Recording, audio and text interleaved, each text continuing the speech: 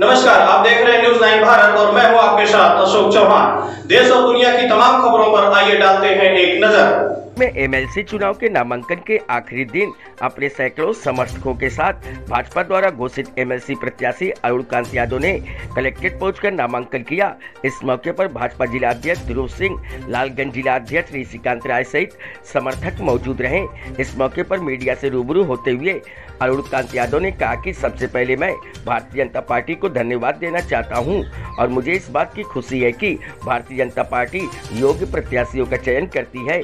इसमें जातिवाद परिवारवाद का भेदभाव नहीं रहता। जब मैं सपा में था और पिताजी भाजपा में चले गए थे तब सपा ने मुझे टिकट नहीं दिया था, जबकि मैं वहां से सीटिंग एमएलए था। हमारे पिताजी सपा से विधायक हैं और जबकि मैं भाजपा में हूं, फिर भी भाजपा ने मुझे टिकट दिया। ऐसे में ये साफ जाहिर होता है कि असली समाजवाद जो है वो भाजपा में है। आगे क्या कुछ कहा अरुण कांत यादव ने, आप भी सुने हमारी इस खास रिपोर्ट में। Bureau report Amit Kharwar.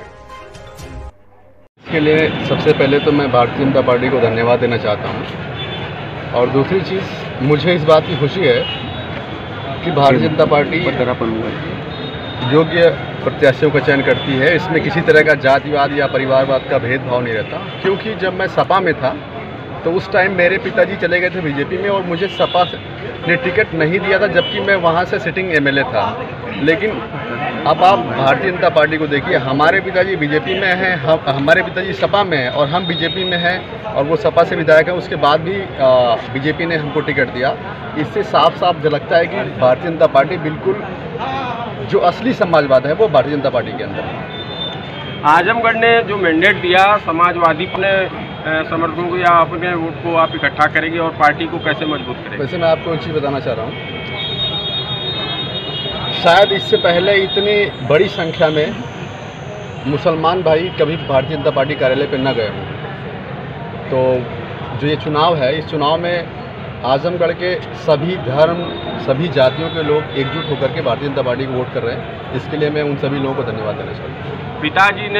पिताजी आपकी सीट पे काबिज हुए, आपने भी इस तरीके से विरोध नहीं किया, इस तरीके से? श्रीमान, यही तो लोकतंत्र की खूबसूरती है कि हम एक सबकी विचारधाराएं अपनी बिल्कुल स्वतंत्र हैं।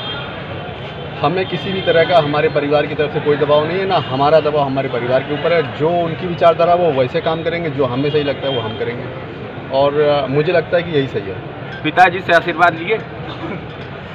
हाँ बिल्कुल,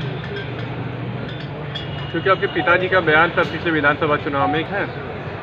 वैचारिक रूप से जो हमारी राजनीतिक विचारधाराएं हैं वो भिन्न हैं और मैं भारतीय जनता पार्टी के विचार से ताल्लुक़ रखता हूं और वो समाजवादी पार्टी के विचार से। तो राजनीतिक रूप से हम अलग अलग हैं, बाकी हमारी कोई दुश्मनी नहीं है, हम रहते एक ही घर में। अकबर जी का बयान था कि बिल्कुल उनका ये गलत बयान है। ये चीज़ अगर कोई कार्यकर्ता ऐसा कहेगा तब मैं इसको मानूंगा। मैंने कोई भी ऐसा काम नहीं किया जिससे मेरे ऊपर इस तरह कोई आरोप लगे। तो किस प्रकार आप जीत का दावा कर रहे हैं? मैंने आपसे बताया ना कि सभी तरह के, सभी जाति, धर्म, सभी दलों के लोग इस बार भारतीय जनता पार्टी को